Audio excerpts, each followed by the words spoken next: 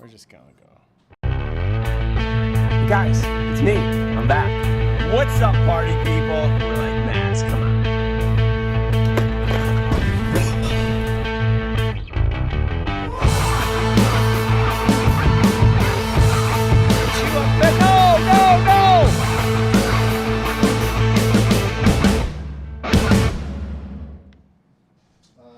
What's going on, everyone? Welcome to a banger of a show for you that we got today. Fred Clinshaw is our guest. We got the clip of the week. We got some golden tickets. We got my picks. We're going to jump right into the show, but I do want to brag a little bit because my fantasy team is in first place right where it should be. And so that's the week's off to a good start. I'm feeling really good. So as a reminder, you can subscribe to our podcast so you never miss an episode, whether it's on Spotify, Amazon, Apple, YouTube, or wherever you. Rafi's got some technical difficulties already. Anyway, we're gonna jump right into the show and get started. Chris, how you doing, man? I'm good. I'm a little technical difficulties myself, and I think we're back. So tell me, I want to learn more. This fantasy. Who are you against? You're in first place. Like, are you first place out of the whole world, or like? Fill us in here a little bit for those of us that don't participate in fantasy. What do you got? Well, my good friend Parday's over here on the sidelines, and if we're in the same league, I'd probably be schooling him too. But I'm not playing against the entire world. I'm actually playing with a number of people from around the country, mostly people from Boston. So there's a lot of wicked pisses. And wicked pisses, I like. And they, nonsense and they talk a lot of trash. It's a couple friends that I spent time in grad school with, and the rest of them are their friends. So. No, I want to know who I'm rooting for when I'm rooting for you to win, to beat them. What do you win? Like, is it bragging rights? Is there a trophy that you guys pass along? What do you get when you win? Yeah, the season? there's some bragging rights. There's some trophy. There's some money. I think if we all lived in the same area of the country, I think there'd be a little bit more of a punishment for somebody. That's good. But today it's just bragging rights and some money. So. Okay, as long as you're feeling good, make a little change. I think that's great. Good for you. Congrats. Yeah, I think it's fun. All right. Yeah. Well, I don't know what Taylor Swift did, but I want to thank her because Travis Kelce's he's playing back where he should be, and he's helping lead my team to victory, and I feel really good about that. So, what's going on with you? You know, it's cold. I don't know. This is what's happening. I guess it's supposed to be this time of year. Winter's coming on, and it's great. Fishing is actually, I can't say it's picked up, but fishing's been good where I'm at. And I don't know, getting ready. People keep talking about the holidays. There's this thing called Halloween tomorrow. And you got Halloween plans? Because we got kids. I still have 2 at the house, and they have like 10, 12 kids coming over. They're high school, so it could be mellow. It could be mischievous. I don't know. What, you got any plans? Yeah, I've adopted your timelines, and we're going to pull out of all of our Christmas decorations and start decorating the next day. That's what I'm telling you. My daughter and wife are like, let's get the Christmas bins down. Let's go. I told them, let's put up the Christmas tree for Halloween because they have that whole Nightmare Before Christmas. Jackson. I'm like, let's just put it up. I got to put this stuff up anyway. Why would I wait? Just enjoy it longer. But no, we got Halloween quickly one day, and then we'll get right into Christmas. Let's do it. This year, I'm going for it. Holiday spirit. Like, why not? There's this thing called the election that everybody's all mad. Like, I'm focusing. We're talking Christmas. So I'm happy to be looking at that. Yeah. I mean, it's funny how we've all turned to the election. We're a couple weeks away, and I mean couple days away, whatever. It's coming. I live in California. The vote's already been determined. Your vote, the votes probably don't matter a whole lot over here, but it's still like we should all be talking about things that are important. I don't know if we can go. Can we talk about that for a second? I think there's one thing that came out, like knowing presidential candidates. I think it's important to know. For me, it kind of hit a chord. Joe Rogan had on Donald Trump, and Donald Trump was talking about having enough water in our whole state to do anything we wanted. And he mentioned a couple small fish or some small fish up in the Delta was keeping them from taking all the water and sending it south. And I was like, oh, wait, this is like the Delta tunnels and taking all the fresh water. So I think it's important to like understand your candidate, because we all get put in these village tribes of like, no matter what, I'm for this person or I'm for that person. Get to know the policies. Donald Trump, it sounded like he may be talking about taking more water from the Delta, which would really affect the fishery. So all I can say is get to know the true policies that affect you locally, support local, and then, be considerate. pick the person that's best for you, and we'll all get along. Yeah, for sure. So, listen, let's. I'd like But to being Castaic Lake, I don't know. Maybe does Castaic? I'm curious. Does that take water from the? Is that water coming down from Northern California? Does that go through Castaic? Don't ask me. I don't know these things. It's on the grapevine. Listen. You got the aqueduct. I'm excited. I think they may get Colorado water. I think that's how they got the striper in there, maybe from the Delta. So we got the lake's best angler on the show. I'm excited. So. Oh wait, no. Hold on a second. Let's get really clear about something. The lake's best angler was me. Yeah, well, that's what I thought. The show is you, and you and I are on the show. So the lake's best angler. I'm talking to you. Yeah. But maybe we have somebody that spent a couple more hours on the water, maybe a couple extra days. But we'll see. Did you fish this week? I did not fish this week. Did you get out and fish? I think I'm fishing maybe next week. I don't know. But let's get on to our guest. So our guest today is my Jedi Master, and what can I say about this man? He's my Jedi Master. He is the Castaic Lakes best fishing guide. I said it, he didn't. So all the haters out there, I said it. Let's give a big warm welcome to the Hammer of Fury, Fred Clinshaw. What's up, guys? How you doing, man? Oh, I think you need to turn down your volume. On my volume? Yeah. Oh, shoot. Okay. Can you How's hear that? me? Do you have headphones? I do not. We're going to hear this echo the whole time. Can we fix it? I don't know. It was. Talk about technical difficulty. Sound check. Hold on. It wasn't doing that on the sound check, was it? Nope. All right, we'll figure this one out. Yeah, it's strange. We don't have an echo really when he's talking. It's more when Rick's talking back through his speaker, back through the microphone. Yeah, and I hear it when I speak. We had the lake's best angler. I'm so excited. I'm not even going to get to find out why he's called the Hammer of Fury. No, we're gonna. I think it may be somebody else's microphone because I hear the typing. Who's typing in your office, Rick? Is Rafi typing or somebody typing? Let's see. Because I think it's their mic. Yeah, their microphone that was. I think it was Rafi or somebody else. All right, we're good. What about we're now? Good. Oh, good. We're good. Okay, so we'll start all over. My guest today is none other than Fred Clinshaw, the Hammer of Fury. Yeah. Thanks, guys. All right, Thanks. Well, give me a round of applause. Yeah. So, Fred. Yeah. First, tell me how the Hammer of Fury became. Oh, it's a good story. So when I got my first Instagram page,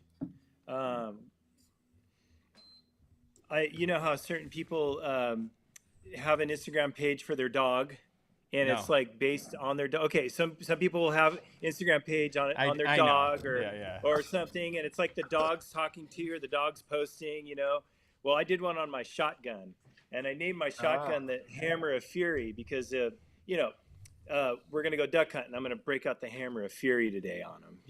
And so my first I don't know, probably about 15 or 20 posts were things that my shotgun was doing. Like it was hunting, it was getting cleaned, it was traveling, it was doing stuff like that. And then I started adding some fishing pictures, and that got a conversation going with the fishing. So actually, my shotgun is the Hammer of Fury, not me.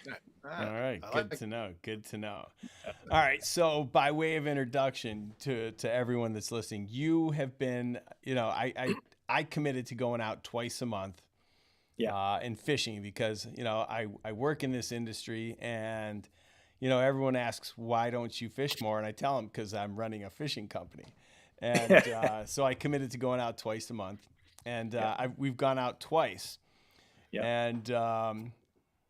And so how long have you been a guide on Castaic? Okay, so just to go back, I'll kind of do like a quick background introduction. Yeah. I I fished all my life, mostly saltwater as a kid because I grew up on the beach surfing, fishing, and a little bit of bird hunting. And I was a saltwater bass fisherman, calico bass, sand bass, spotties, the whole thing, and kind of cut my teeth saltwater fishing. But Lake Casitas is closest to my house, and I caught my first fish ever at Lake Casitas. So, but freshwater was always one of those things where it was like we did it, day trip or camping or picnicking or something like that. Saltwater was my thing. And then I'm old enough to remember the 90s, and when Lake Casitas was the world famous big bass fishery. I decided to go try this out and got some big swim baits. I got an Osprey line through and an old hardhead Castaic swim bait in a trout pattern. And the first week I did that, I could not believe what I saw. It was it was incredible. I had followers that were probably teeners at the time, and Wow. the first fish I caught on that bait was a 9-pounder, and then I caught an 11.2 in the same week. And I was just hooked. I was like, this is better than any calico fishing. I mean, just like gangster stuff's happening. You got bass just chasing the lure and fighting over it, and they're big and crazy. So that went on. I was taking my little saltwater skiff to the lake. It was before we had to do any tagging or anything, and it was one rod, two baits all the time. I just threw big baits the whole time.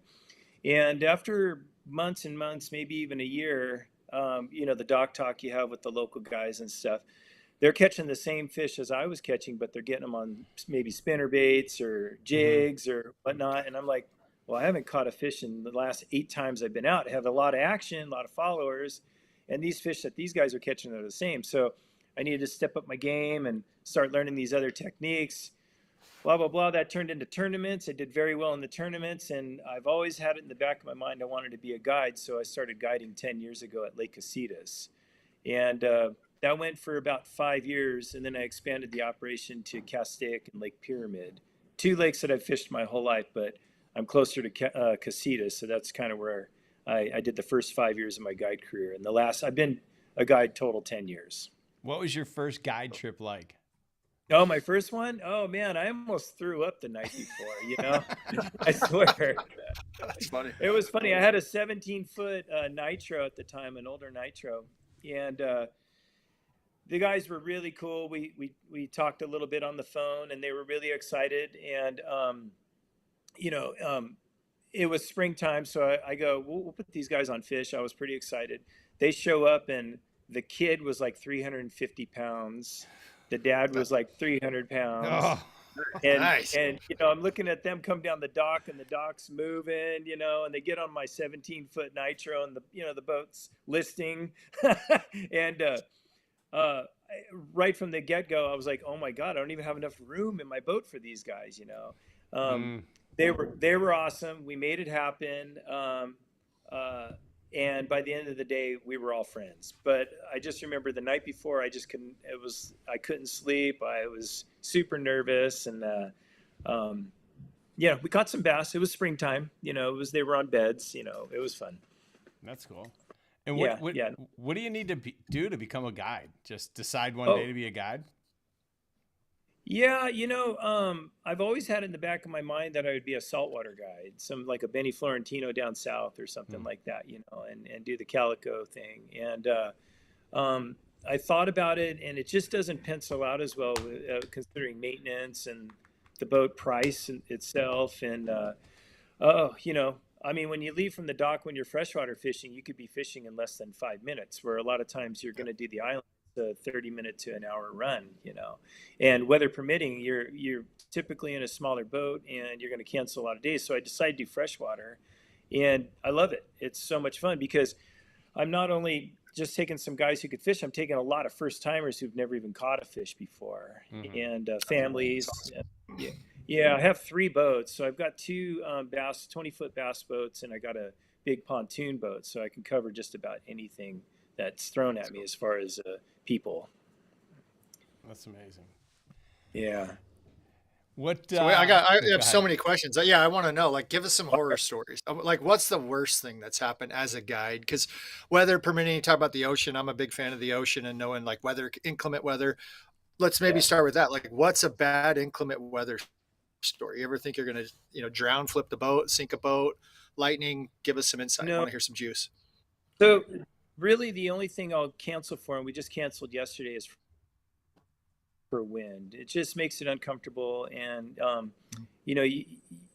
you decrease the safety of the trip when there's a lot of wind, so that's pretty much, I mean, if it's rain and it's pouring and the client doesn't want to go, yeah, we won't go. And, but I'll go, I've got gear for them. And if they want to go, I mean, we've had some incredible days, as you guys know, in the rain, I mean, the fish are wet. They don't care. It's usually low pressure, not a lot of wind, so it's going to be a good day. But wind is pretty much the only thing. We're like, in saltwater, you got wind, you got waves, you got so many variables, so the freshwater thing worked out better for me. How about people swimming? Anybody fall off your boat in 10 years? Oh man, I don't want to jinx it. I think Rick and I talked about that before. Nobody's ever fallen off. Oh, that's good. Well, they'll fall in next week, so that's good. So it's fine. As long as it's not me. There's been. Let me just put it this way. There's been a couple of days that were very, very hot days, and they might have fallen in, and I may have had to save them. Right, but as far as like where somebody's fallen in, it has not happened yet. Now, what about rod donations? How many combos have you donated to the fishing gods when you're out with your clients? Only a few. Yeah. Oh, that's good. That's good. Yeah, talking where they snap or they get pulled over or something. Yeah, just dropping them, mess with the fish, kicking it, turn around. Like, I don't know, I started with 8 today and I'm down to 6. Like, having children, I've donated a lot of gear just in our local lake, but I just imagine you lose some stuff. Yeah, it's been a small handful, and not too many. There's one that accidentally walked off, and I called them. They had their rods with them, so they grabbed mine. It was kind of the same. It was a non-issue, but a couple break. They get snagged, they high stick it, break it, or a tip gets broken or something like. They reel the fish all the way to the tip, try to bounce it in, and it breaks the rod tip off or something. But, yeah, I might have broken a rod last week. Maybe. Yeah. He doesn't know yet. Fred. Yeah, you did break a rod last I did. Chris, I thought I hooked into a big one and I missed it and I snapped the rod over my knee. No, for real. I swear to God. And we caught it. We got it on video. I was so pissed. I threw it down. I picked it up and I snapped it over my knee. No, that's good. He's invested. That's good. Thankfully it was mine, not his. Hey, $50. Isn't it a $50 replacement? No questions asked. So we're all good. No questions asked. That's right. Bunker stick warranty. We got you. That's good. Yeah. I love it. So as a guide, obviously bringing first timers out, I love that idea. Tell me some success stories of people that you've known that have started fishing with you, that have stayed in contact, maybe that have continued on with their fishing experience. Do you have any stories of that? Yeah, there's a lot of them actually. It's pretty common. There's been quite a few clients of mine who have actually gone on to buy bass boats, and I see them on the water, which I think is pretty cool. Yeah, I think it's really cool. Then you see him. One client in particular, he started with me, then he brought his family, then his wife, and then they ended up buying a smaller Ranger boat. And I see him at Casitas all the time. They fish a lot, and they even enter the local derbies and have done fairly decent, and cool. That's really cool. Yeah, there's a lot of little kids that 10 years. I mean, if they were 10, now they're 20. Now they're booking trips without their parents. There's a lot of that. Awesome. Yeah, I love it. It's the best job I've ever by far. So go ahead, Rick. No, go ahead. No, I'm excited because I've driven. I'm just going to tell you, I have 6 kids. The oldest in their 30s, the youngest is my daughter. We got 13. Passing Pyramid Lake a million times going to Disneyland. I was born down in Cucamonga, so I'm a Southern California guy. I've never really fished for bass down there. How is Pyramid compared to Castaic? How do you pair up the two? Because I think you and Rick were going to do Pyramid the other day, but when I drive by it, there's always waves and it's always windy. And it was windy the other day. Yeah. It was a little too windy. I really, really, really wanted to go because it was biting, but it was just, I got there first, called him. He hadn't come up the hill yet. I said, just go to Castaic. The two lakes, as far as aesthetics, are completely different. It's more of a It's right in the middle of the Los Padres National Forest. It's heavy trees and mountains and brush all around. You'll see deer. Oh, The water's actually, as far as square feet of the lake or acres, square yeah. acres, it's Acre feet. smaller but deeper. And Okay. it sees you guys were talking earlier before I came on about the aqueduct water. That lake sees the aqueduct water before Castaic does. Right. No, I So actually read when I asked Rick, I clicked on an AI answer. Like I can go in the Delta. Not that I would pee in the Delta to get to you, but I could actually, whatever comes through the Delta to fish in, you get that yeah, tail end of the west end of the Delta. So it's interesting. yeah. So that lake has a lot of interesting feed for the fish as well. That doesn't quite make it. A little bit might make it, but not as much down to Castaic. Like it has American shad in it, Yeah. which are big, and the stripers love them, and the stripers get bigger there. Okay. There's log perch. There's like some freshwater prawns. There's just tons of crawdads. There's threadfin shad. There's what is it called? A Sacramento black perch, I think, or a Yeah. Sacramento We have, blackfish. yeah, I don't know. I actually don't know what that one is. I know they have the Sacramento. There's like a pike. There's all kinds of strange things that have wrecked all kinds of other lakes and Yeah, different waterways, and the Eel River suffered from that. But it sounds like that Pyramid Lake and those other lakes have done fine with all the forage it's coming down to, especially the striper. They'll pretty much eat anything. Are yeah. the are the stripers bigger in the first lake? I think that the average one is like a schoolie size could be a 5 pounder, where a Castaic right now the schoolie size is probably like a 2 pounder, Right. 2 to 3. No, that's Mm. So, interesting. but last year, there was some 30 pounders caught out of that lake. Damn. Yeah. So, Big striper. uh, yeah, big stripers. They're Castaic. I think the lake record is over 30. I'd have to double check. In fact, I just asked the guy who caught it I think Rick, you were with me at Castaic. Hmm. Yeah, the guy who had it. I don't remember what he said it was, but it was big. But that was Castaic back in the day. Yeah. It's fished a little bit more. It's a little easier to get to, so the fish are harvested a lot more than pyramid. Right. Yeah, it's interesting. I've been heavily involved in understanding more about biology and all that. How do you rate, just a personal opinion, of how's bass fishing been in the last 10 years? Is it better at these lakes? Are there more bass? Has the size gone down? Just give me an idea of what you think. I was told by a biologist to get your feelings out of it and test the bass, the relative weight, that's kind of question two. But what do you think? Is fishing better, or give us some insight? Okay, well, let me use Casitas as an example, because Casitas isn't fed by any source of water other than runoff, rain, and in the 90s, I mean, people were coming from all over the world to fish that lake because it had big bass in it. I think it still holds 4 of the 10 largest bass ever caught in the world out of it. We were feeding those out of our budget, out of our taxes. We were Yeah, sure. we were feeding those things, these nice little trout that were really high fat profile, great food. We did a good job with that. Yeah. Probably, but I don't know if a weekly, now that's debatable, because I don't know if a weekly trout plant can sustain the sized fish that were in there. I think there might have been still, let's see, that would have been 90, 50, 60. So the lake was 40 years old, I guess, at that, or 30 years old at that point, probably coming out of that tail end of a new lake effect. Yep. The lake had just filled up capacity prior to that, a decade or two. And the bass, there was 18 pounders, 16 pounders, 15 pounders. Most fish, it was easier to get something around 10 pounds, but there were the 15s, 16s, and 17s.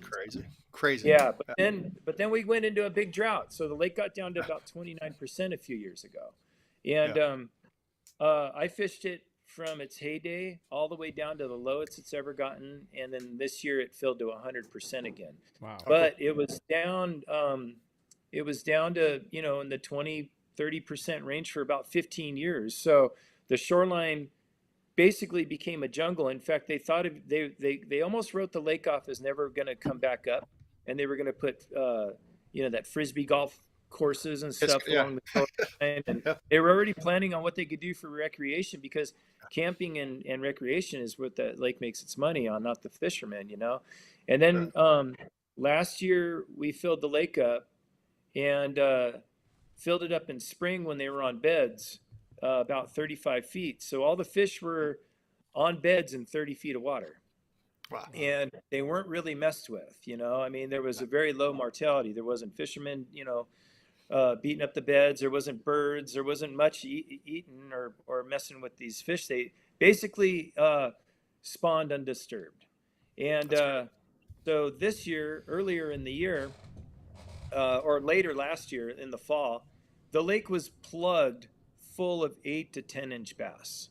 Plugged. I mean, schools of them. They look like shad on the meter. I got the forward-facing sonar, and you could see them, and it looked like shad. It was crazy.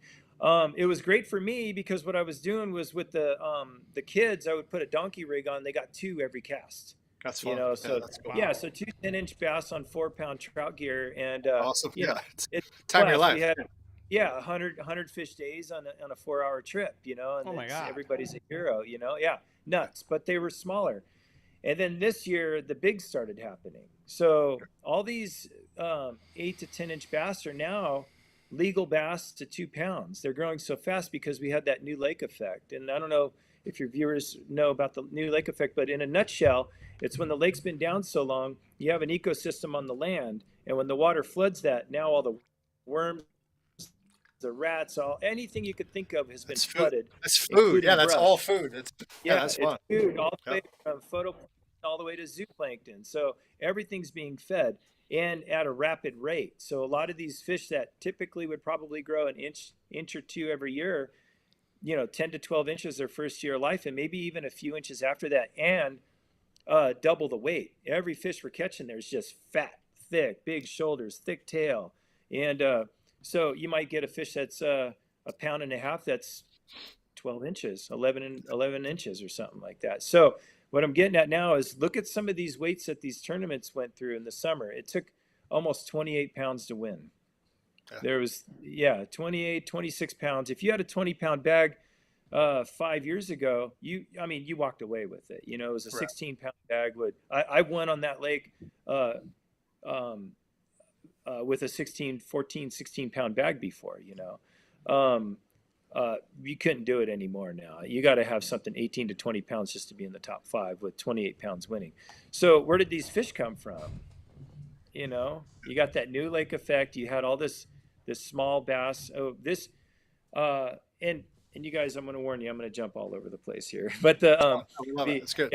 Yeah. So the 8 times this season, we've had fish that were about 1 pound, 1.5 pounds ripped off by a big bass at Lake Casitas. 2 of them we landed and weighed them, and they were over 7.5 pounds. I had one that literally grabbed the bass, it shook off, grabbed it again, and then grabbed it and took it down and ripped it off. And I'm estimating that fish was well over double digit. Wow. Where were these fish a few years ago? You know, I mean, and we haven't had any trout plants in the last couple of years. No, I mean, you're talking about that new lake effect. You have that phytoplankton, zooplankton that's feeding the small fish. Those baby bass are doing good. That bass are apex predators. They just eat each other. I mean, you talk about fry balls, bait balls. It's not only baby bass, the crappie, the bluegill. Yeah, but everything else is doing well. They just nuts. Yeah. That's awesome. Some of my Instagram posts, you can see these first timers nets full of bluegill that are just nuclear. Last year we caught the lake record bluegill.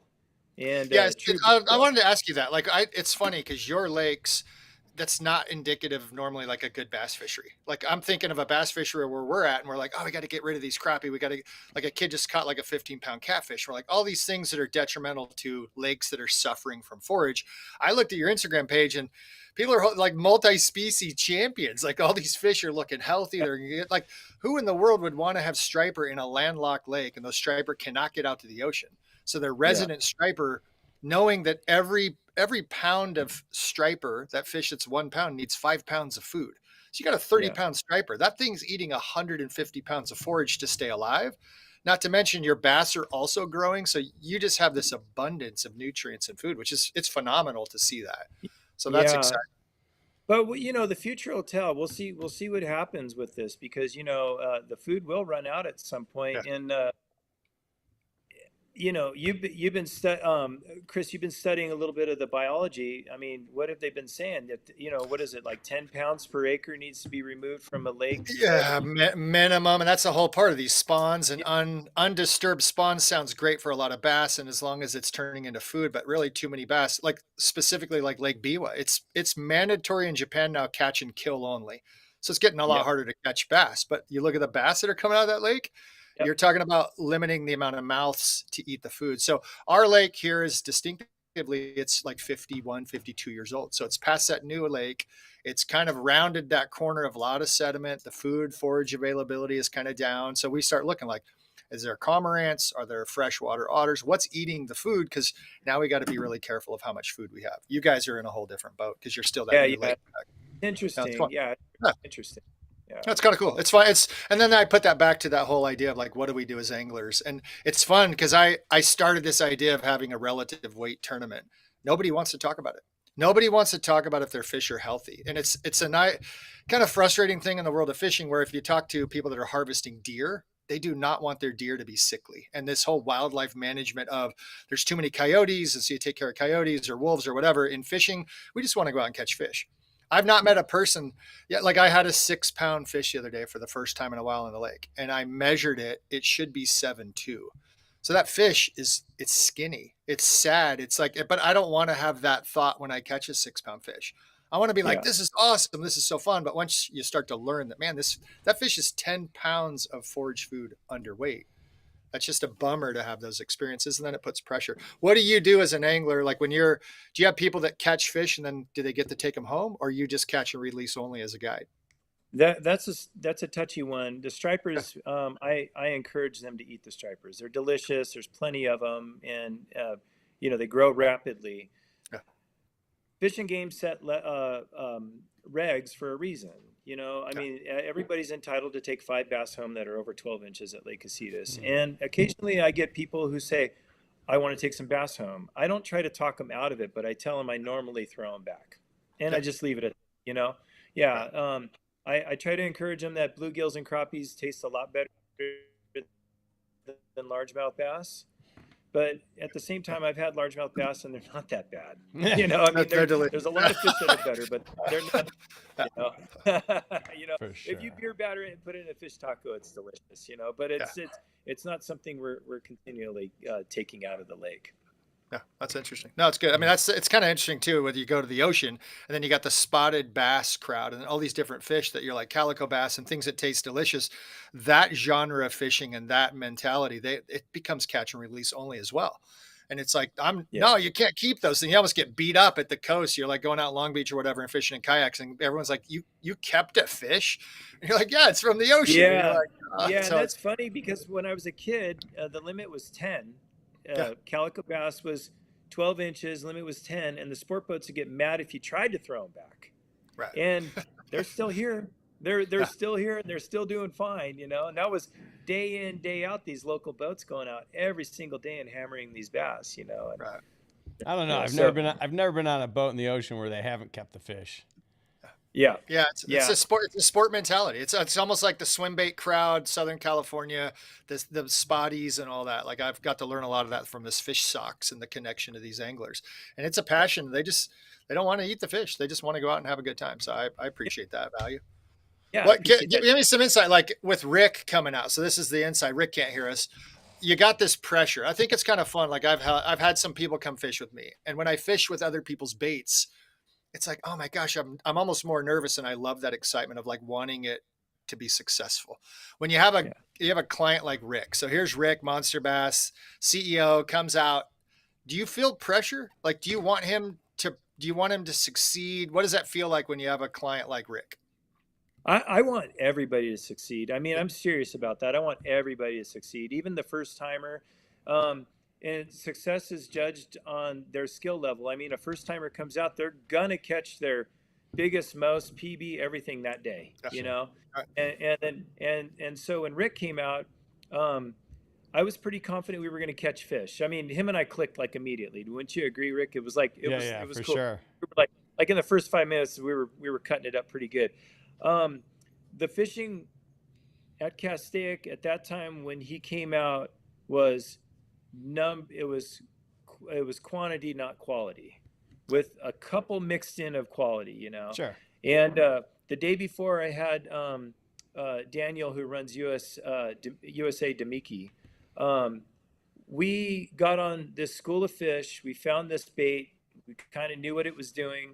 We knew what the fish were going to do, and it was probably 15 to 1, 15 kind of smaller fish to one good one. So, yeah, we would have needed, I mean, we caught 4 that day. So, I mean, I probably caught 60 bass that day.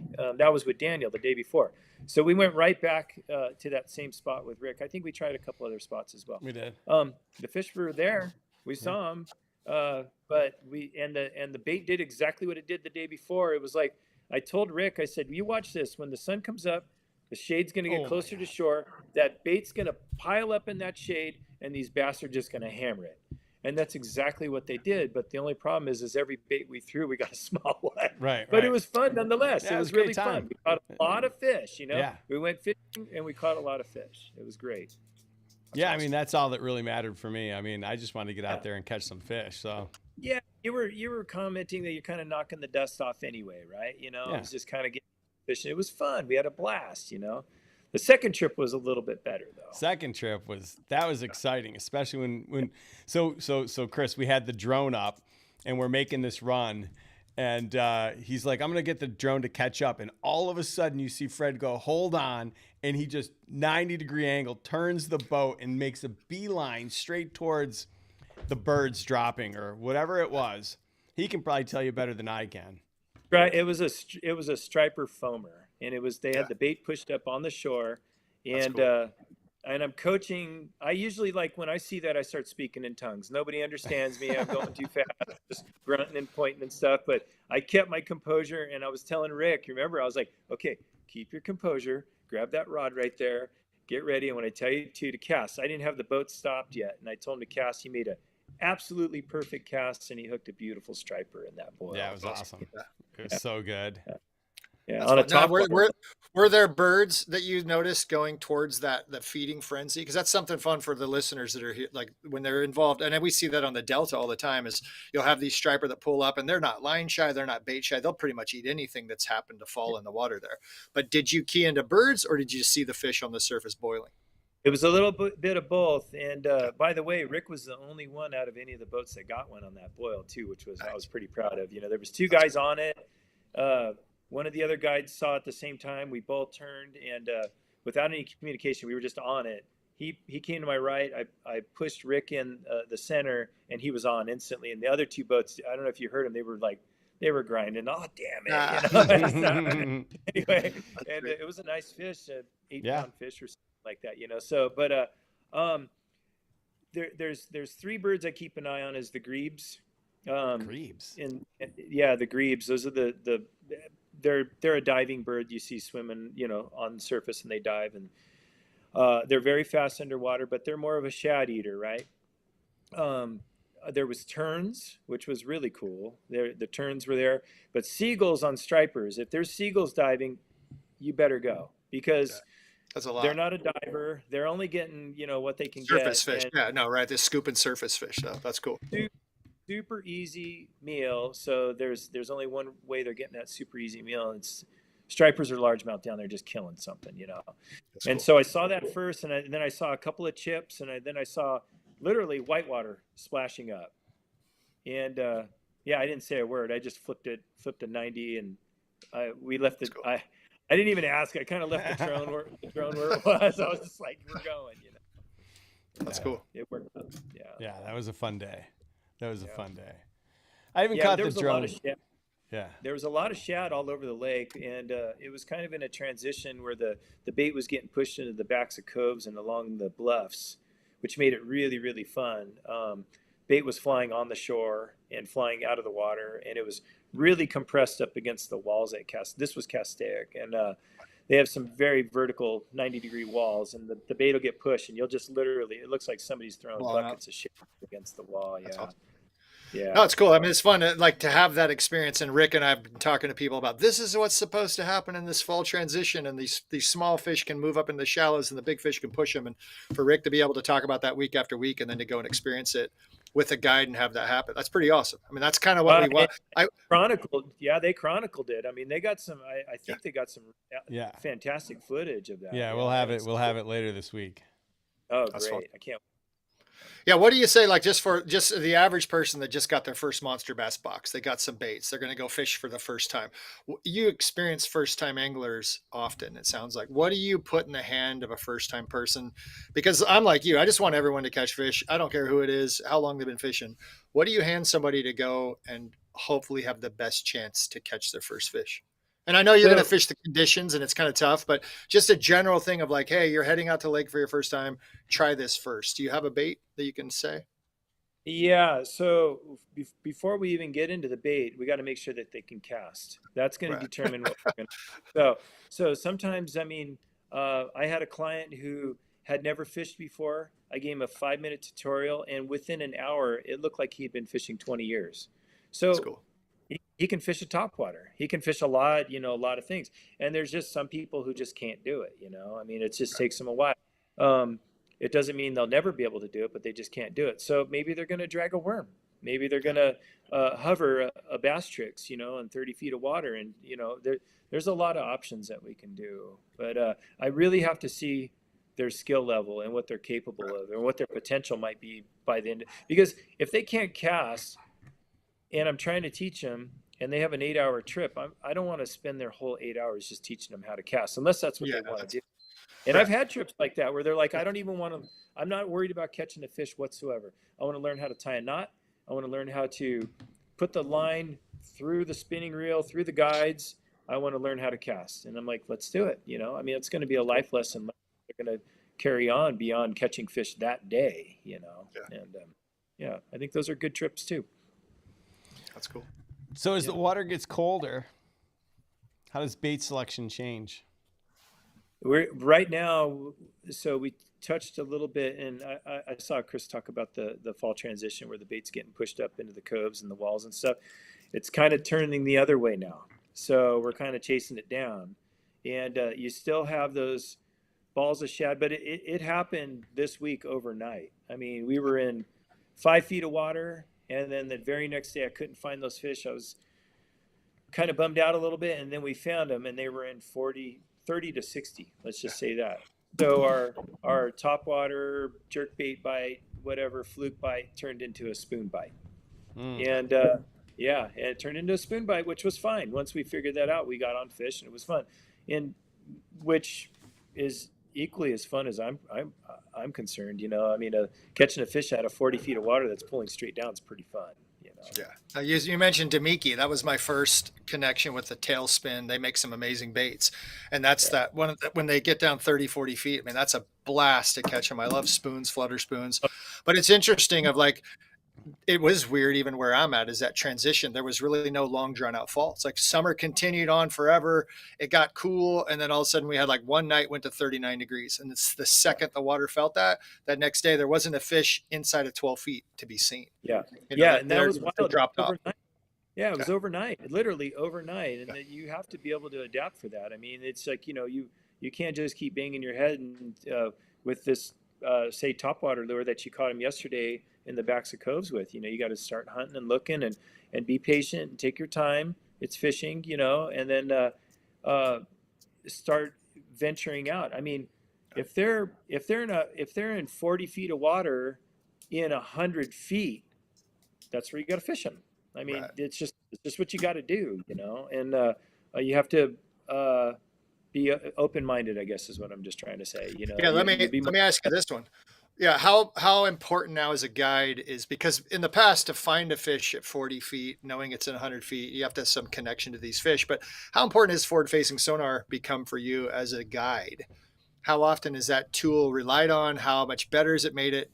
I mean, for me, I'm like, that's incredible to be able to see the fish live interacting with people's baits. But from a perspective of you with the guide, how's that changed your game? I absolutely love it. I love forward-facing sonar. I mean, but I still need my up and down right next to it. I need to have both meters right next to each other. I mean, there's a lot of fish you're going to miss on the forward facing if you don't have the up and down next to it. I call it down. I call it downward facing sonar. Like I tell everyone, like, no, it's downward. There you go. Yeah, that's all it is. Yeah, it's like you got forward facing, you have downward facing. Like you're like, oh, I don't want to use forward. I'm like, well, you're using the one that points straight down. Like, what's the difference? But no, it's funny. Yeah. I mean, yeah, and I agree with you. It is, because when I'm spooning, I'm looking at my up and down, and I could see the spoon in there. Just see you it. Can make, you've always been able to make heartbeats as you're drifting with your boat, and it's like, I know it's not the same, and it's not exactly as fast, but you're fishing a couple seconds ago, and you're still using downward facing sonar. So, but to have that forward facing, what a cool tool to be able to show people, to say like I've always said, like, if it helps fishing, what a cool tool. But if it helps get somebody else on fish and helps them become more successful as an angler, like, what an essential piece of equipment as a guide. That's awesome. Yeah. So it is essential now, because especially like when we get into this winter time with the two tools, I'll just call them tools because that's what they are. You can determine the thermocline just like that. It's with your up and down, you can still figure it out. But now you can see these fish, like they'll chase a lure and then turn. And stop. Then it's like, no, it's too cold, too hot. Okay. Yeah, exactly. So okay, my thermocline's from 20 to 40 now, so if I'm fishing in 40, I'm on the ground. It's a great tool, and it's immediate. You could figure that stuff out immediate. So as far as me getting people on fish, it cuts the time in half or more, And I'm multi-species, so the forward-facing you might see in the Delta with some schooling fish. It's incredible. I mean, the forward-facing, I don't even know how I caught stripers without it before. It's I can get on a school, and now I could follow it. It could be 30 feet, 40 feet in front of me, and it's taught me these fish were okay. I found this school 30 yards from shore off of a bluff on a wall, and the fish have now moved off, and I've been following for a quarter mile.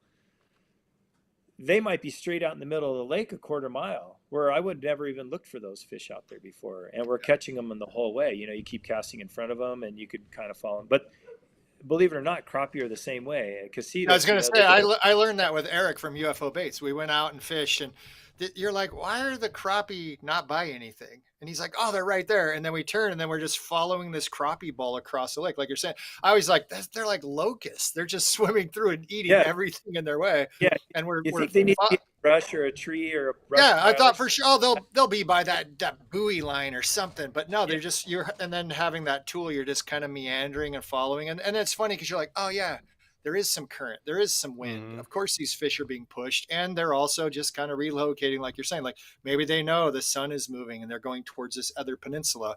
But it is a cool tool to be able to follow them that way. So that's fun to see that. Yeah, the largemouth too. I mean, we've caught a lot of open water largemouth now, with the hovering baits in 30 feet, during the cleanse after the spring. There's fish out in the middle of the lake just sitting out there. That's stuff we've never fished 10 years ago, Yeah, those are tournament winners. That's what the guys like.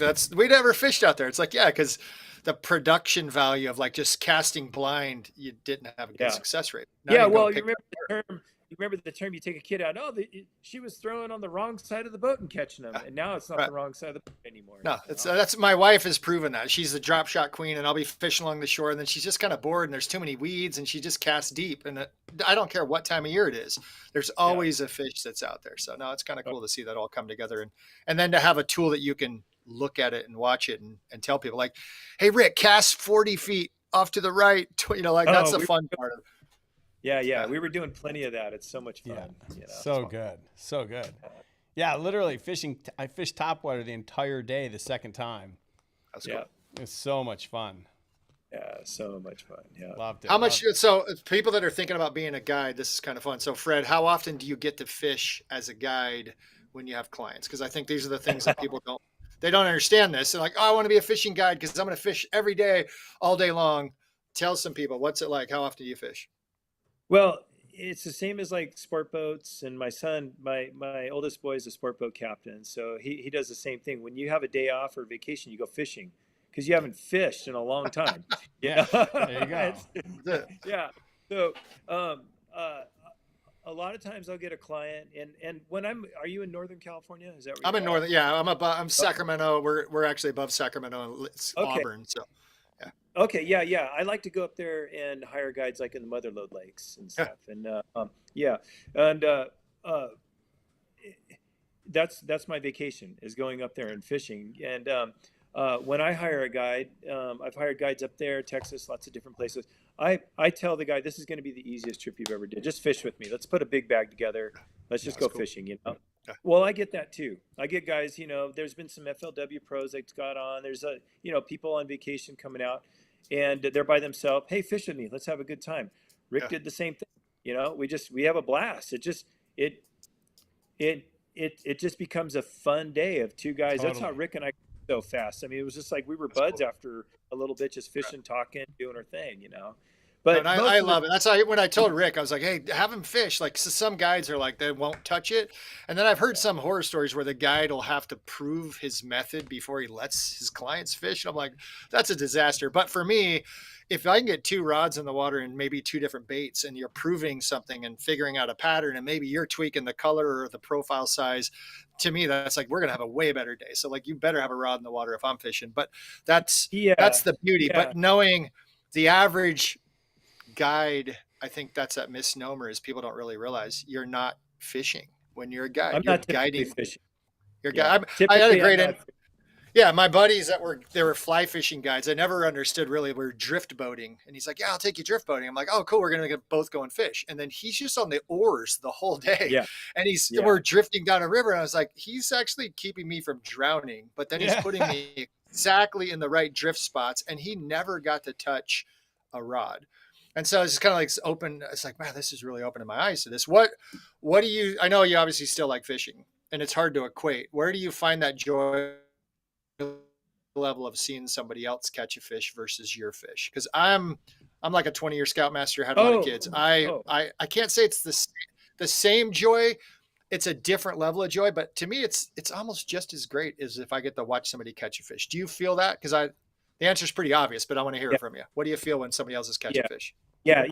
Wholeheartedly. I mean, I've been fishing a long time, and it becomes where I get more satisfaction. In fact, if I'm fishing with the client and I catch a big one, I genuinely feel bad. I'm like, I wish they would have caught that fish, no matter how they feel about it. I got a regular client. I caught a big bass with him this spring. I felt horrible. He's high-fiving and hugging, and we're taking pictures, and it was a great moment. But really, I wanted him to catch that fish. If you look on my Instagram page, there's very little pictures of me holding fish. It's all the clients. I love to celebrate the client. But I wanted to touch back on something you were talking about a little while ago about the guide fishing and the horror stories. I don't typically fish, but there's occasions where sometimes you'll get guys on the boat and they're good anglers, but they're from, I don't know, let's just say they're from Texas, okay? And they left Texas on a really good square bill bite, and now they're on the West Coast. First time they've ever fished a deep water reservoir. A lot of lakes in Texas, you're lucky to find. Well, it's like Clear Lake. You're lucky to find like 20 feet. Right. And Casitas has got 300 feet of water. In the wintertime, it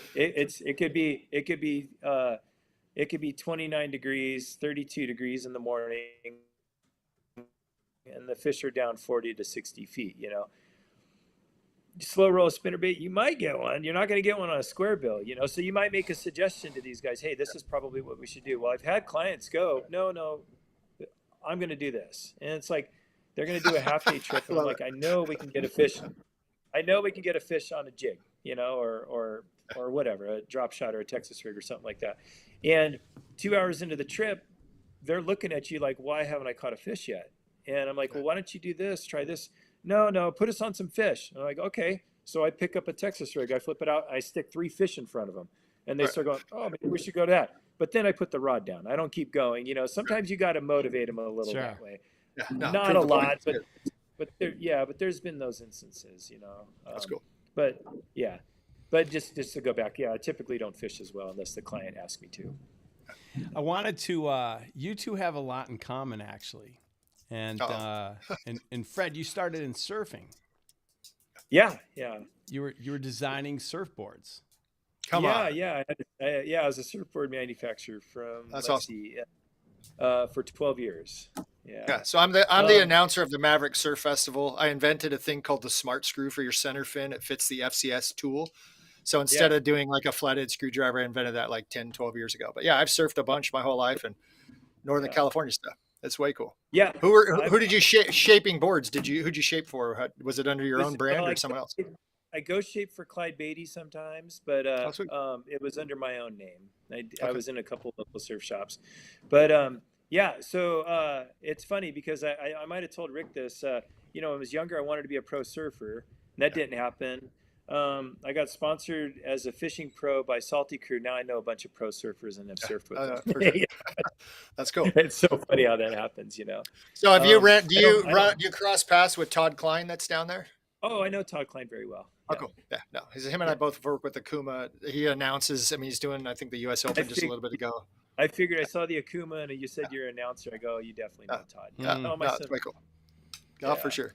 Good crew. No, that's just the fun. It's funny. It's like, do you make your own baits? Because having the artistic side, because I painted a lot, done Posca art and stuff on surfboards, and I tied my own flies. Do you mess around with your baits? Tell us a little about that, about your little custom tweaks you do as a guide. Well, I mean, when I was doing the swim bait thing initially for freshwater, I was whittling baits all the time and tweaking them out and stuff. Yeah, and I did that a lot. I made a lot of hard baits. I found out that it's just easier to buy them. It's a lot of time, a lot of stuff. It's just easier to buy them. We let guys like Rick figure that out. Like, come on, Rick, just take this bait, reverse engineer it, make it work, and just figure it out. No, it's good. Yeah. I've used to put crawdads in plaster Paris and then pour them and try to tweak those out and stuff. Wow. And do some fun stuff like that. I poured worms and stuff, but it's just easier to buy them. It was fun. It was fun. Yeah, it's way. Yeah, I mean, come on. Yeah. Well, and then at the same thing is I make like a dozen worms that took me a while to make because I'm pouring them in like a little mold that I made that you can only pour 2 at a time.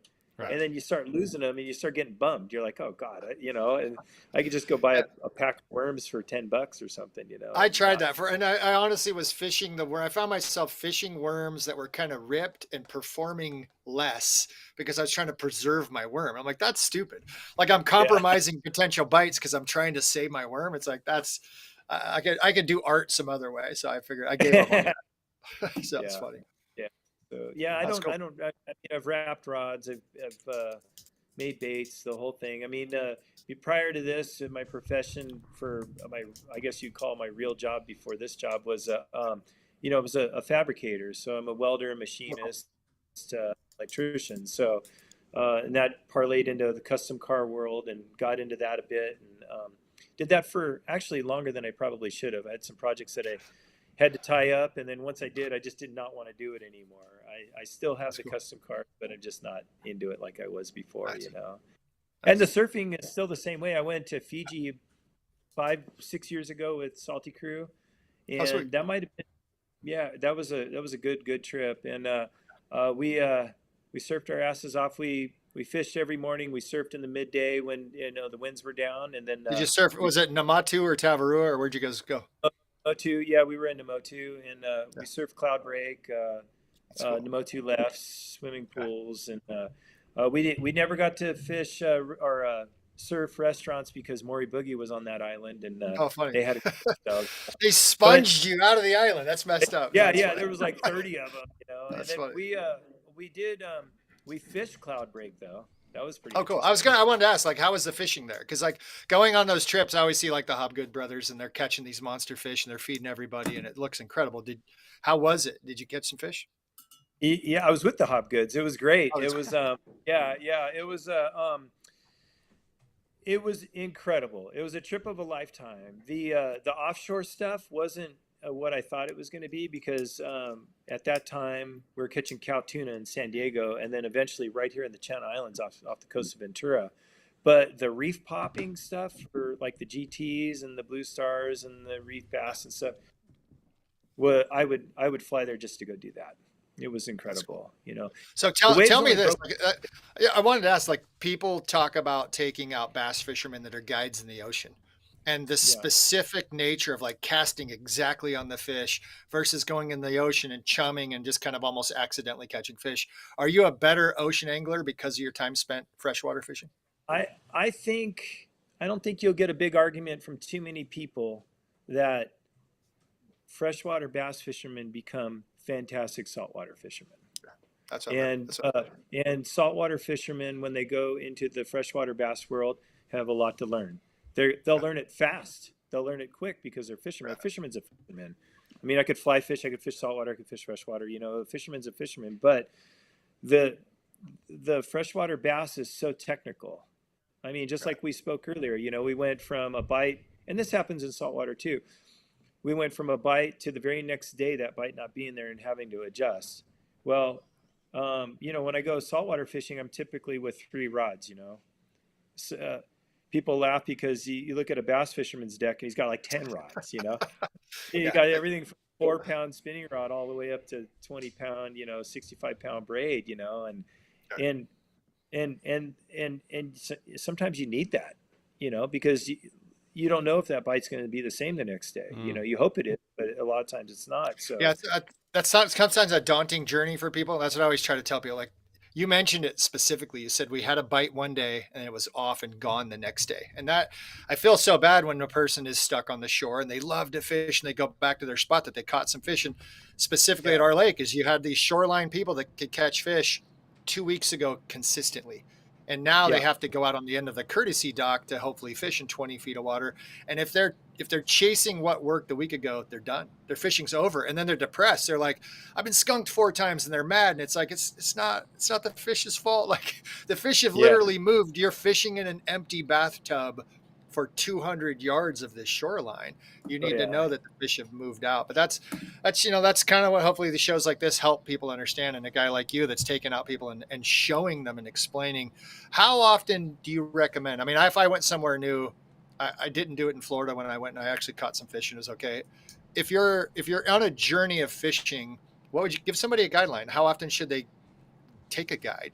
What do you talk about? Like, and I know it's a weird plug, like, oh, book with me, but I think there's some merit with that of like, if you want to learn a new area is one thing, but also just seeing new techniques. Give some insight to that. Yeah. So, I mean, I hire guides. Guides hire guides all the time. Because they know, you know, like Ryan Cook, you know, I used to fish with Ryan Cook a lot before he passed away, but I didn't need to bring a thing. And why would I? He had Milones and all that, you know, he had it wired. So I would just drive up in my truck, stay for a few days, and get on his boat, and he'd have everything lined out. Not to say that you or I couldn't figure out that bite in time, but we had fish the first 5 minutes after the outboard was turned off. You know, I mean, it's because he's on it, you know, more bang for your buck. I know everybody can't afford a guide, but if I would recommend using them as much as you possibly can, unless it's your home lake, you know. And that's another thing that I do too, is I take a lot of people fishing on Casitas, which is their home lake, but they've been off for a month. Yeah, I fish every single day. I have 1 day off a week, so I'm in tune with what's going on at these places. And you know, you're paying me to take you fishing. I'm not going to hold the cards. I'm going to give it up. It's cool. Yeah, and it's only because you still got to go out and do it. And we go back to what we've been talking about this whole show, is that bite might be different the next day. You know, I see people a lot of times. I take them out, and then Pyramid, I was on this really good spoon bite. I took these guys out, and the very next day they had their boat out on that spot, and I was like, that's good. Did your job. It's a little tough, but no, that's all right. That bite's not always going to be there. Hey, I know I got 100 other spots, you know. So I tell everybody, should have got up earlier. And then we're in the world of the sport, like, hey, you missed out. They got there early. What? You glossed over one thing, and I want to make sure people heard this right, and if I heard it right. You mentioned taking out professional anglers that are fishing on tour. That's a thing, and I don't think people really realize, like, oh, they go and they pick apart the lake. What a waste of time. If I'm fishing the tour and it's an open opportunity to go and practice and fish, and you have this chance even off season to get to know a lake, you fish every day. So I'm never going to be able to drive past Pyramid now on my way to Disneyland. I'm just like, oh my gosh, I got to stop. I'm going to have to try to fish there. But how often does that happen? How often are you taking out professional anglers to educate them about the local lakes before they have a tour event? Yeah, so it's not so much at Casitas because I'll explain. Casitas is a clean lake, no quagga mussel, no zebra mussel, and it's a 35-day quarantine. So typically, what you're fishing there is a local derby. There's not a tour, but like Castaic and Pyramid, you're clean and dry. You go right in. So Sure. a lot of times I may be on a bite and somebody wants to pre-fish. They'll hire me to take them out and pre-fish and I help them out. Great. Yeah. We've done that up in your neck of the woods too. We come up to one of these, like the Clear Lake, some of the opens and stuff. We'll hire a guide and then they'll get us going for the first few days. And then we practice for 3 days. And then there's the off limits and go to the casino and then we have a great time at the And I love it because I track the guys at local tournaments, and almost without a doubt, the guides that are out there fishing the opens, whatever, they do fine. They do great. Sometimes they win, and those guys, they just catch fish. They have it figured out. They know where the fish live. And like you said, you still have to go and catch them, but to understand the bite, what's going on currently, fishing those conditions, I just think you can't beat time on the water. And when Rick is working, what a cool resource for him to tie into somebody that's spending every day on the water. That's the perfect paired relationship. So that's really cool. Well, there's another thing too, is that a lot of times, you probably know, it sound like a tournament fisherman. A lot of the times when you're pre-fishing, I'm not even fishing. I'm mapping. You're eliminating water is what I always tell people. Like, you're trying to find out where the fish live to start. It's like, I know they're not there. There's nothing that's bringing a fish there. I can't believe that we fish that for so long is what oftentimes happens, but it is mapping and finding. I'll tell you, I got beat by a guy that came out here in a kayak event from Utah, of all places, in Folsom, which is a pretty tough lake to fish. And they put the pros out there and they do not do that well. And this guy came out and he caught like 100 fish in one day on a kayak. And all he did is he studied maps for like a month before. He came in and figured out the spot and just duplicated the spot over and over, figured out the pattern and crushed all of us. And that lake's 35 minutes from my house. And we're like, you're from... Sometimes though, I think of it this way: is this guy comes in, he doesn't know the dope what the baits are supposed to be doing. He's like, that you need an LV. You got to pull through you got to rip that grass, man. You're gonna get this fish. And this guy didn't hear this. He went out and looked and he goes, well, I'm gonna spoon this ledge, and they're there. Because everybody's doing what they're supposed to be doing, So and he's fishing. Yeah, he's like, I'm fishing a fish that's been around for millions of years, and I'm just going to fish it how a fish would eat. And if I put it in front of fish, that is a really fun part too. Is you can guide and you can put people on fish, and right next to you, somebody can use a different technique. And if they're plausible and it makes sense, you look at what the tour guys, the top 10, very seldom are they catching fish on the same things. And you're like, they were just decent offerings into an area where there were fish that were feeding. So it's kind of fun to see all that. But what did you have a favorite technique when you're fishing or with your clients? What's some of your top 5 techniques that you like to see people catch fish on? We run through the techniques pretty good, but I would say the most of the time we're using probably a worm. Various ways we're using a worm. A small swim bait, 2.8 to 4 inch, and if we're going to use a topwater or a popper, we go from there.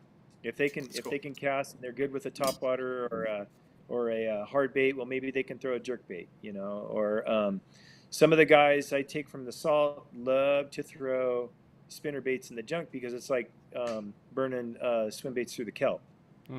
So that's snag and release. You're like, it works really good. By the way, that is an evading fish that's bouncing off something and swimming fast. Heavy stick, 65-pound braid. It's very comfortable for them. So we'll do some stuff like that. Finesse to as big as it gets. We're all over the place. I mean, my claim to fame is, you fish with me 4 times a year in all 4 seasons. You're going to do something completely different. I'm not going to take you. We're not going to do the same thing all day, every day. Well, that's the mantra of the Monster Bash. You got all these different baits regionally chosen, and it gives you the different water columns. You can attack fish however you want. So that's kind of a fun. You got the right guide, Rick. This is like a match made in heaven. This is cool. I like what you just said, the right water column. I'm usually set with something for three different water columns: top, center, and the bottom. You know, That's cool. yeah, usually, and whatever it's not working, we start putting away and bringing more out of the other thing. You know. Yeah, what's your bottom water column? With a lake that's 300 feet deep, are you catching fish at 100 feet? I hate that. After, I'm going to say 55, 60 feet, I think it's ADHD or whatever. I don't haven't been diagnosed yet, but I don't have a lot of patience to fish that deep. Where is your bottom end? Like, where are you catching fish 50, 60, 100 feet? What do you talk about when you're talking Well, deep fish? my deepest largemouth bass is 71 feet, and that was on Wow. a jig. Wow. Yeah, Good. it was 71 feet.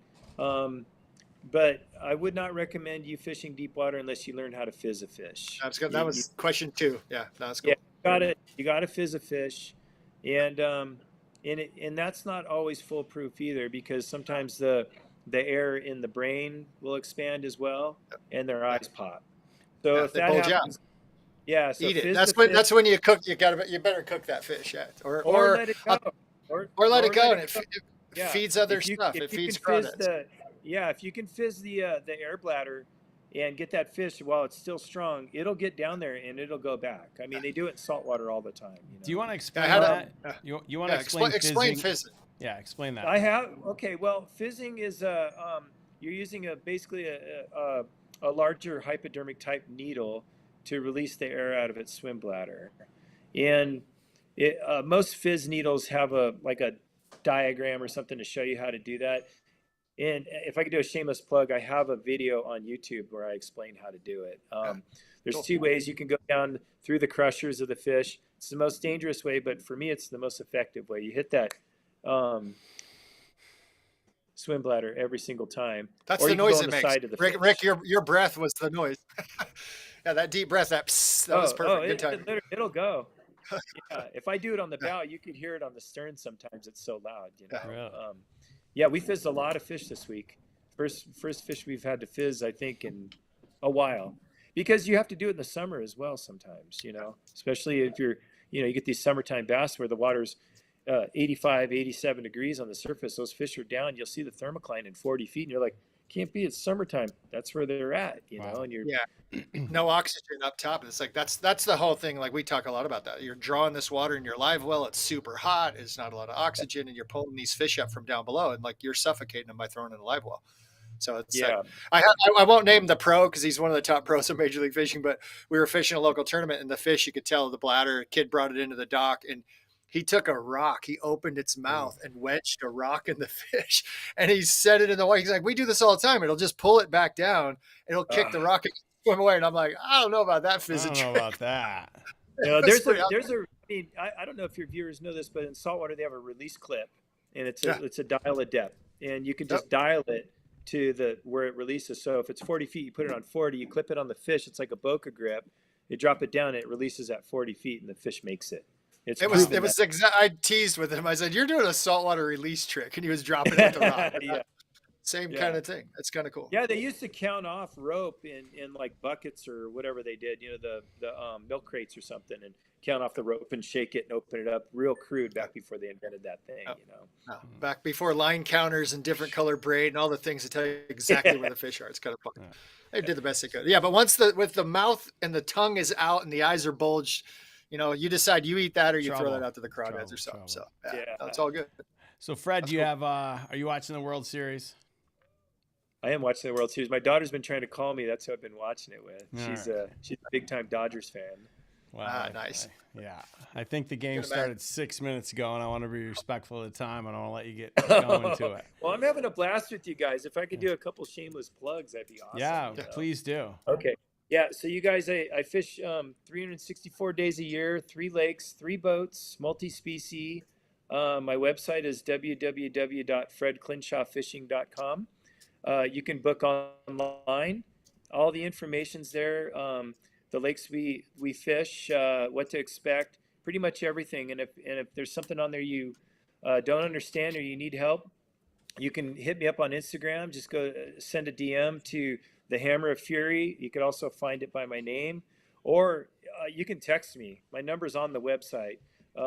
Just text me. I'll get back to you. But keep in mind, I am a busy guide, and I'm out. I don't get back usually. I get texts, 7 in the morning, 8 in the morning, and I don't get back till 5 or 6 o'clock at night sometimes. So just be patient with that. But yeah, I'd love to take you fishing.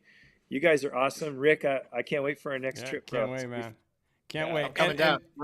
I'm joining. I'm just Rick's gonna come and show up one day, and I'm stowed away in his bag. The worst thing that angler. Chris is coming along on a trip because I want to go fishing. Well, Chris, you're coming back down to LA. Stop me. We'll hit up one of the lakes on the 5. That'd be fun. Cool, for sure. Yeah, we'll connect. Sure. Yeah. All right, last question before I let you go. Sure. Stone Cold or The Rock?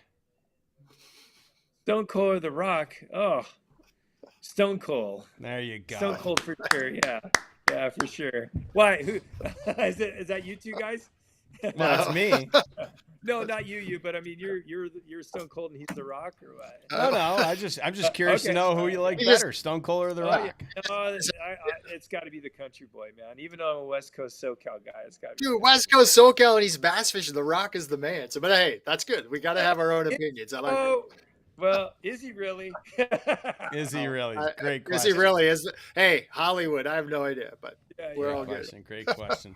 Well, listen, Fred, man, I really appreciate you coming on the show. I'm glad we caught you on a day off and or in the afternoon, and you were able to, come on the show. I really appreciate it. Really appreciate you taking the time out, letting me film, and I'm looking forward to the next time we hit the water. Oh man, we're gonna have a lot of fun in the future for sure. Thanks, guys. And no problem. Once again, what's your Instagram? Yep, Instagram is the Hammer of Fury, or just type in my name; it'll come up. And www.fredclinshawfishing.com. And there's a Facebook too, but I'm not on Facebook much. So if you try to get me there, the pictures from Instagram go right to it, but I probably won't get back to you there. Right on. Well, listen, thanks a lot, man, and have a good night. Okay, you too. Thank you, All right, guys. take care. Bye. There you go. That's cool. He's a good guy. He's like that. To get a guide like that it's that in tune with the water, but just a fun guide as well. I think that's that whole piece of what a fun opportunity for you to connect with him and to be close. Yeah. And you're in for it. You're going to have a fun time. That's a lifetime relationship right there. What a good dude. Yeah, totally. And that was one of the reasons why I didn't even bother bringing cameras the first time, because I was like, I just want to feel it out, see if I gel with this guy. And yeah, he's a good guy. That's going to be fun. Yeah. So, well, what else we got? We got gold. You doing gold tickets? We got videos of the week or something. I could talk to that guy all day. Him and I. You're right. We got a lot in common. Yeah. And it seems like he likes being outside, but catching fish. I love his answer. I think the most important thing to take away is he lit up when I asked him about watching other people fish. Mm-hmm. Truly, there's certain people that are teachers, and there's certain people that get excited about that. And he's one of those people, like, he's in it for other people's experiences. So that's a special opportunity to be connected to him. But totally. So I think at this point, what I want to do is I want to jump over to the trophy room. And, as you guys know, we love to celebrate your wins. And if you've got a catch that you're proud of, whether it's your PB or just whatever you caught this weekend, head over to monsterbass.com/PB, upload your pick. And if we use them, we'll send you a little something. I saw a few comments from some people that finally got their AOL packages. You're welcome. And like I said, you're not really the minority. There was like a lot of people with AOL.com email addresses. So, anyways, let's head over to let's see what we got this week. All right, first up we got Anthony Diaz, 4 pounds 8 ounces, out of Connecticut, on an Evo chatterbait with his wife or his companion. Yeah, whoever that is, they're giving it a piece. I like it. Yeah, that's a good shot. Next up, we got Scott Ellerman, 8 pounds 2 ounces. Well, it's got a huge mouth. I can't see the rest of it. Looks like he's hugging it. He's a Heisman Trophy in that thing. Totally, so that's all right. Totally. Looks like a guy that was on my men's team for about 3 weeks. Next up is Brandon Wiley, 5 pounds 4 ounces on. Oh, he caught it on a blade burner spinner bait. Great bait color. I like that. And then Mark Allen, 5 pounds 10 ounces. That bass doesn't look so healthy. No, that's a good looking. That's a nice little smallie, little brownie. That's a good one. Does it? Maybe it's just the picture I'm looking at. How that looks. I mean, if it's a 5'10" Yeah, smallmouth, 5'10". that's 5'10" smallie. That's a big fish. Yeah. And then clearly someone who's going to eat it. I was gonna say that fish doesn't look like it's gonna have Yeah. another day in the water. So Yeah. 7 pounds, 6 7 ounces. pounds, 6 ounces from. That's a big dinner right there. Yeah, totally. I love it. Totally. Oh. Oh, goodness. All That's right. too much. Yeah, I'm telling. Like, have you followed that at all? Because I think it's one thing. It's like Lake B. Like, you've got this lake over in Japan that's catch and kill only, and the fish that are coming out of there are crazy big right now. So it'll be interesting to see what happens over there in the next 3, 4, 5 years. Totally. So I don't know. All right. So just as a reminder, if you like what you see, you can subscribe and never miss an episode. We're available on Apple, Amazon, Spotify, or wherever you like to subscribe to your podcasts. You can give us a follow, and we'll let you know when there's another episode. Let's bring Rafi in, and let's have a look at the clip of the week. How you doing, Rafi? I think you got to unmute me, right? Oh, you did. All right. I'm doing great. I'm really excited to meet Fred and to talk to him. I have so many questions that I've been writing down about fishing and guiding, and I'm really excited. Nice. Yeah. How are you guys doing? We're good. All right. So we got a clip of the week. All right. So this one I like. It's not a fishing video per se, but it's a comedian video about fishing. And I thought it was funny because the first time I heard it, I was unfamiliar with catch and release. And this guy kind of puts it into words for me.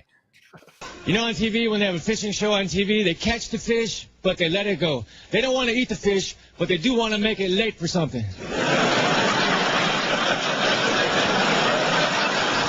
Where were you? I got caught.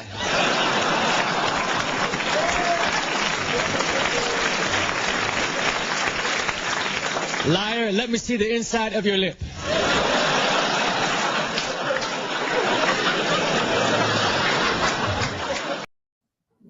I like Yeah. it. I don't know. I like that. I miss Mitch Hedberg. He was like, what, the Kurt Cobain of comedy, kind of, or at least maybe down to the addiction issues. But his delivery is good. I love the delivery. Yeah. That's a great joke. I always wonder what fish you're talking about because they got to come back. Like they're pulling them off and they're chasing and seeing what somebody else has caught, and then they come back and they talk about fishing pressure. Something has to be clicking. Those fish have to communicate. Like, don't eat that thing. So there's a reason why baits don't work after they've been used and seen a lot. So that was a good one. Good clip. Yeah, it reminded me of like the first time I kind of pulled Rick aside and I'm like, this catch and release thing, it doesn't make any sense. And he's like, have you ever gone golfing? I said, yeah. He's like, when you get the ball in the hole, do you dig up the hole and bring it home? Or do you just have fun and then leave? And I'm like, that's actually a really good point. Yeah. It's like, oh, we let them grow. Let them grow. So you eat them later. Yeah. That's always tell everybody. Like, oh, it'll get bigger. It'll be a better meal. That's fine. Yeah. Like no one's hungry ever. That's fine. All right. 0-0. I'm out of here. That's it. One? I thought we were one. I like it. All I got is one, and I heard the all right Rafi, so away I go. Oh, there One you and go. done. Fair enough. Yeah, one and done for today. We gotta end this show quickly so that we can get to the World Series. Yeah, baseball. No. And wait a minute, someone just said Yankees 3, Dodgers 0, back-to-back home runs. Wow.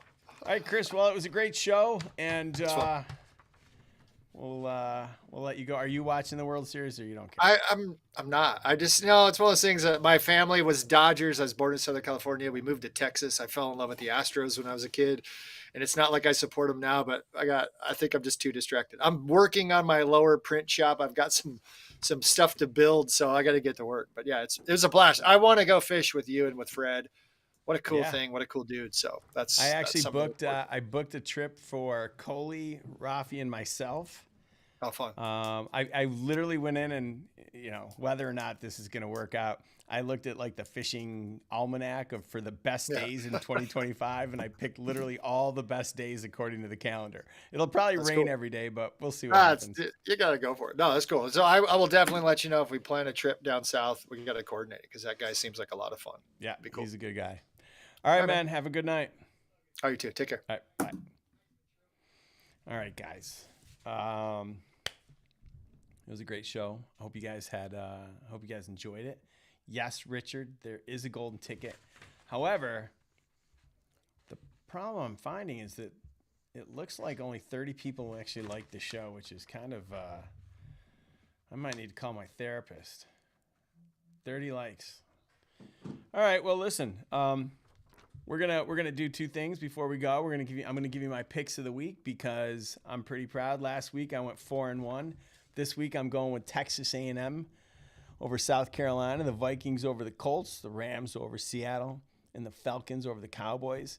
And I want to be the first to give permission to Jerry Jones to just fire the coach. They've got the second worst defense, the worst run offense.